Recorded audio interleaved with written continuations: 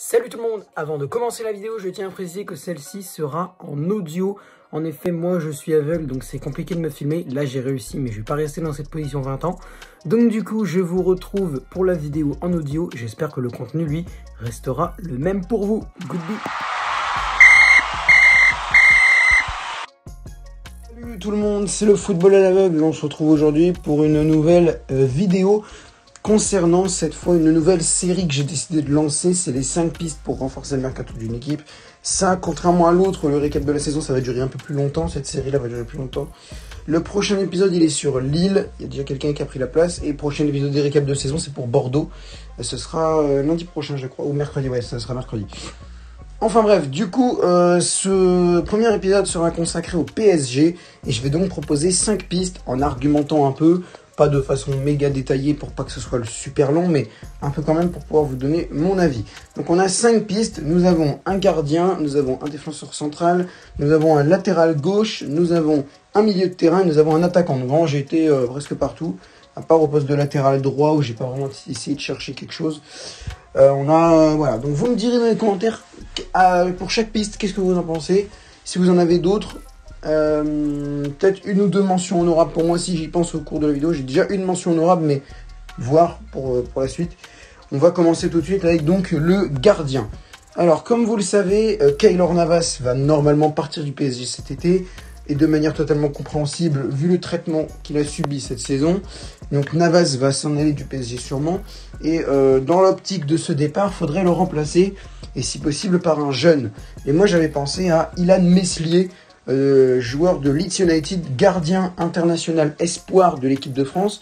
C'est lui le titulaire dans les cages de la France U20. Donc la France avec Amine Gouiri, avec Kefren Turam, avec Wesley Fofana et tout.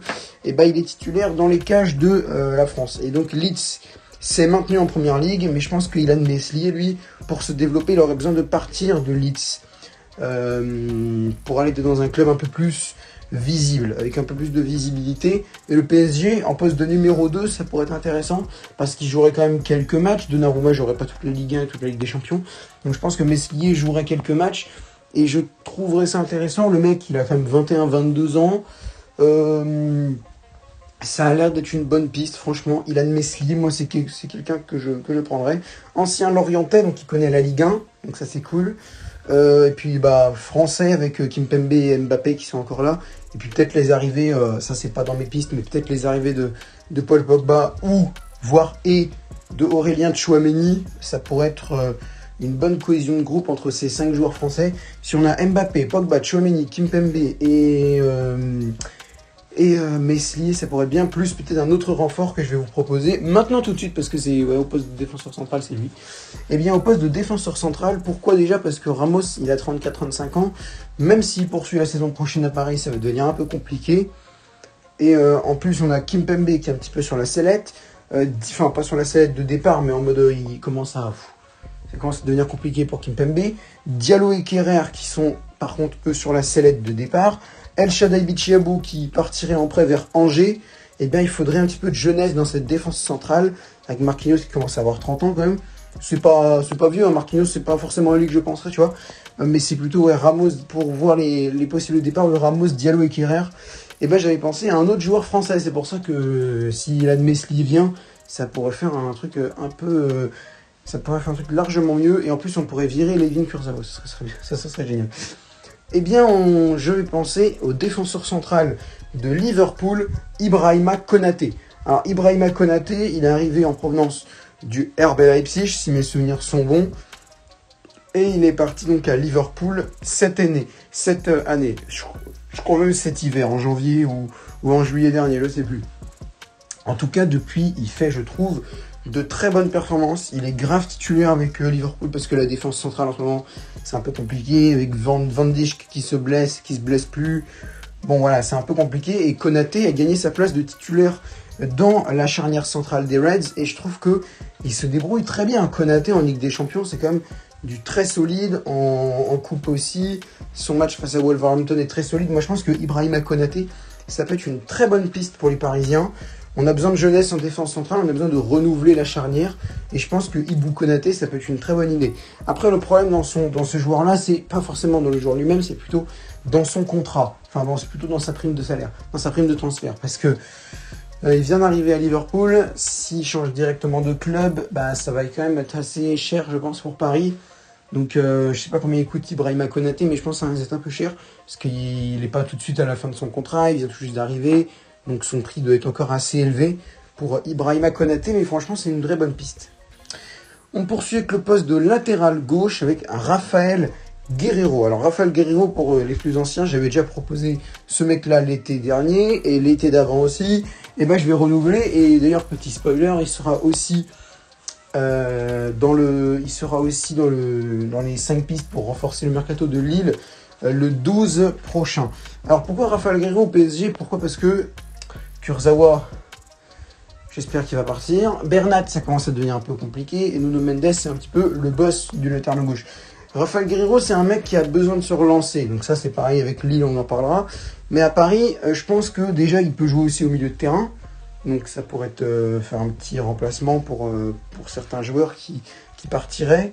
D'ailleurs, Ander Herrera a annoncé qu'il restait à Paris. Hein. Petite information. Que j'ai dit, ouais, j'avais déjà vu ça hier, moi, mais petite information que je vous donne quand même. Alors, du coup, Raphaël Guerreiro, pour moi, c'est possible de le mettre en vrai en latéral gauche. Je sais pas si Bernat va partir. Kurzawa, j'espère que oui. Si Bernat ne part pas en vrai, ça pourrait faire 3 latéraux gauche. Bon, ce serait un petit peu trop compliqué. Mais vu que Guerreiro peut jouer aussi au milieu de terrain, je pense qu'il y a moyen de le faire jouer un peu, Guerreiro, de le relancer. Et je pense que ça peut être une bonne idée parce que là, ça commence à devenir un peu compliqué pour Guerreiro à Dortmund. Il fait moins d'étincelles que ce qu'il faisait avant. Donc, je sais pas trop, mais je pense qu'il a besoin de se relancer un peu, Guerreiro. Puis de toute façon, même pour Dortmund, en vrai, hein, c'est un peu compliqué en ce moment avec les changements d'entraîneur qu'il y a eu là. Cette saison n'était pas dingue. Ils sont en Ligue Europa, ils ont perdu assez tôt en Ligue Europa. Donc pour Dortmund, c'est pas une saison de dingue. Et je pense que ça peut relancer Raphaël Guerreiro, d'autant que plus qu'il y aura donc Nuno Mendes au même poste que lui en plus. Il y aura aussi, et en plus Raphaël Guerreiro est en sélection portugaise et au poste de titulaire devant Nuno Mendes. Donc je sais pas comment ça se passera à Paris, mais je pense qu'on aurait une rotation. Bon, on laisserait Juan Bernat derrière, mais Juan Bernat il a beaucoup plus de mal hein, derrière ça après sa blessure. Depuis sa blessure, il est revenu en septembre dernier là. Non, je sais plus quand il est revenu, mais c'est compliqué. Hein. C'est compliqué pour Juan Bernat. Donc Guerreiro Mendes, et puis en plus il y aura aussi Danilo Pereira qui risque de pas partir. Il y aura peut-être donc l'arrivée, peut-être aussi d'un autre joueur que je vais citer bientôt, juste après d'ailleurs. Au niveau des Portugais, ça peut être une bonne idée, surtout qu'il y a en plus Sergio Conceição qui est convoité pour le poste d'entraîneur, qui est aussi un entraîneur portugais. Donc il y a beaucoup. Généralement, les Portugais au PSG, ça réussit. Donc, Cristiano Ronaldo, si tu veux venir, il n'y a pas de problème. Non, je rigole. Enfin, ouais, non, je rigole pas, mais je serais content, mais bon, c'est pas The Piste, tu vois. C'est pas la meilleure pour moi. Donc, Raphaël Guerreiro, j'espère qu'il viendra à Paris. Ça m'étonnerait parce qu'il n'y a pas de discussion. Konaté, il n'y a pas de discussion non plus. Meslier, ils y ont peut-être déjà pensé, mais c'est tout, quoi. Et non, 4ème piste. Alors là, il y a eu des contacts, je crois. C'est aussi un Portugais, c'est un milieu de terrain. Et désolé les Lillois, mais c'est Renato Sanchez. Alors Renato Sanchez, je vais ressortir l'argument. Les Portugais au PSG réussissent bien. Sanchez, il a 23, 24, 25 ans, je ne sais plus trop combien il a. Mais il est assez jeune et je pense qu'on a besoin aussi de renouveler cette jeunesse du milieu de terrain en sachant que t'en as qui vont partir en prêt. En sachant que Xavi Simons est plutôt passé dans un rôle d'ailier en attaque qu'au milieu de terrain, je trouve. Simons, il remplace plus Di Maria qu'autre chose, en fait. J'ai l'impression qu'il est un peu plus... il va plus en attaque qu'autre chose. Donc, moi, personnellement, je verrais bien Renato Sanchez évoluer au PSG parce que c'est un joueur qui a de très grandes qualités. Il a été blessé un petit peu, mais quand il revient, il est très très bon. Il touche beaucoup de ballons. Il est très présent sur le terrain. Tactiquement, il arrive à bien percuter. Il marque des buts aussi, quand même. Donc, non, franchement, Renato Sanchez, ce serait une bonne piste. Je trouve que ce serait une bonne piste.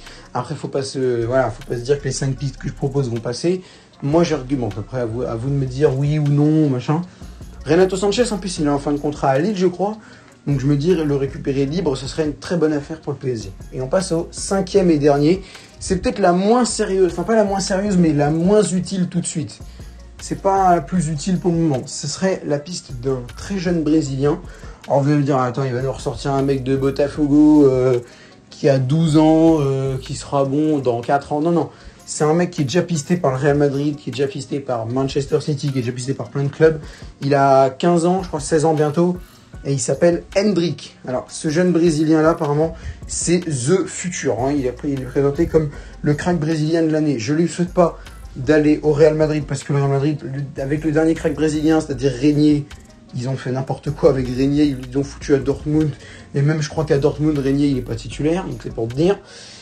Ils ont voulu prendre Kamavinga, résultat il a pas joué 20 000 matchs dans la saison. Bon là c'était mieux cette saison, mais la saison dernière c'était nul. Donc excuse-moi, mais les jeunes au Real Madrid ça réussit pas trop. Moi je pense que Paris pourrait prendre ce gars pour renouveler l'attaque. Franchement je pense que ça pourrait être une grave bonne idée. Faudra se bouger sur le dossier, hein, parce que le Real Madrid a apparemment beaucoup d'avance. Le Real et le Barça ils ont beaucoup d'avance sur les autres clubs. Vraiment le championnat d'Espagne c'est ce qui motive Endrick beaucoup. Donc c'est ce qui lui plaît. Donc je sais pas si on aura de la chance sur ce dossier, mais je pense que Endrick, ouais, c'est un truc qui m'emballe. Si on arrive à bien l'utiliser, c'est-à-dire à pas le faire jouer 20 000 matchs, mais à ne pas lui en faire jouer 2 dans la saison non plus, peut-être en le prêtant même, en vrai ça peut être une bonne idée. Imagine on le prête au Real, allez voilà, on le prête au Real, de toute façon ils le mettront jamais titulaire. Jamais Endrick ne sera titulaire au Real, ça je peux vous l'assurer. À 100 000%. Il y a déjà Benzema, il y a déjà Vinicius, il y aura... non, ah ouais, ils vont recruter un autre attaquant. T'as un Tete Eden Hazard encore qui sera là et qui commence à revenir un peu. Donc le Real Madrid ne mettra pas Endrick titulaire. Il y a Rodrigo aussi qui est là. Clairement, j'ai pas peur. Gareth Bale aussi qui risque de rester, mais je pense pas. Non, Gareth Bale, je crois qu'il va partir. En tout cas, voilà, clairement, Endrick au Real. Peut-être en mode prêt, hein, en mode prêt pour 1 ou 2 ans. Puis après, il revient à Paris. Il explose à Paris et voilà, c'est tout. Moi, je pense Endrick, ça peut être une bonne idée pour le futur. Maintenant, mais faut saisir l'opportunité maintenant et qu'on ne vienne pas dans 5 ans. Par exemple, on a un mec qui explose à Paris. Et je sais pas, je dis des conneries. Imaginons Darwin Núñez, il explose à Paris. C'est peut-être même pas le même poste, hein, mais voilà. Imaginons Darwin Núñez, il explose à Paris. Et puis, il te fait des saisons de taré et tout. Et là, on prend Endrick pour le remplacer à l'âge de 20 ans. Alors que 5 ans plus tôt, on aurait pu le prendre. J'ai pas envie de refaire une Navas Donnarumma au poste d'attaquant.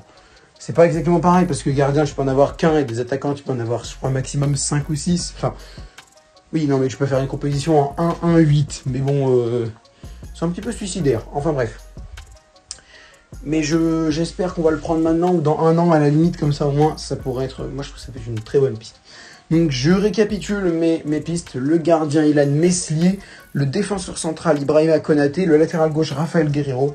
Le milieu central, Renato Sanchez. Et l'attaquant, Endrick. Voilà pour les compositions, voilà pour les compositions. Pour les pistes que je vous propose, petite mention en aura pour Donny van de Beek. Je me dis que peut-être on a moyen de relancer Van de Beek. Après, il y a United aussi qui est dessus en même temps que Frenkie de Jong.